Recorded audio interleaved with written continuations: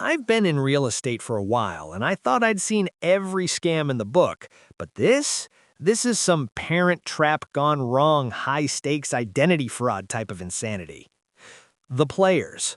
Lois Lane, my broker, owner and BIC of Clark Family Realty. Scarlett Butler, the president of the company and owner of several properties. Me, Mr. Smith, an investor who just wanted to buy some land and collect rent. Back in '98, I did a deal with Lois. She conveyed a lot in a mobile home park to me, but the title was in the name of a Scarlett Butler. Lois told me Scarlett was her mother.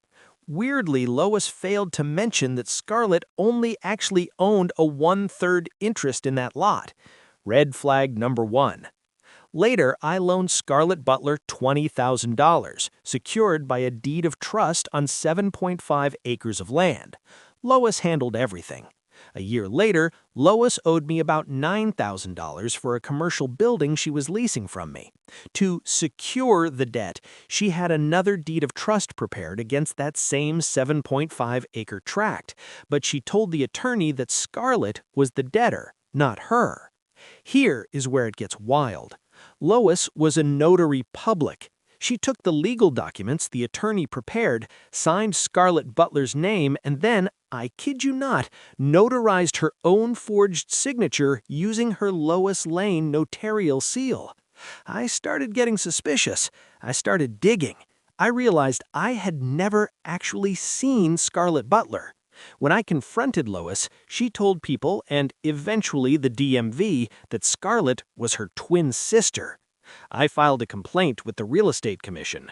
When the investigators and the DMV started knocking, the twin sister story fell apart fast.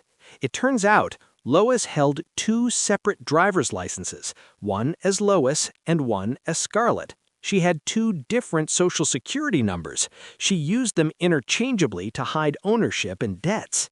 Lois tried to claim she was born Scarlett, got adopted and changed it to Scarlett Lane, married and became Scarlett Butler, then legally changed it to Lois Lane after a divorce in the '80s. She claimed the Scarlett SSN was canceled. The problem? She had 0 evidence of these name changes, and credit reports showed she was actively using both identities and both SSNs well into the late '90s. The DMV didn't play around. They canceled the Scarlett license and permanently suspended Lois's actual driver's license. As for her real estate career, let's just say the commission has some very specific rules about willful misrepresentation, making false promises, and unworthiness or incompetence. You can't exactly be a broker in charge when you're busy being 2 different people. So, what are your thoughts? When you look at Lois Lane's case, do you think the commission got it right? Or do you find yourselves questioning how she was able to pull this off for so long? Have you ever encountered a professional, whether it was a broker, an attorney, or even a DMV clerk, who wasn't quite who they said they were? It sounds like a movie plot, but as you can see, sometimes fact is stranger than fiction.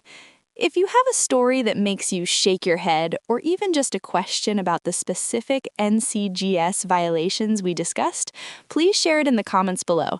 We love starting these discussions. Thank you so much for listening.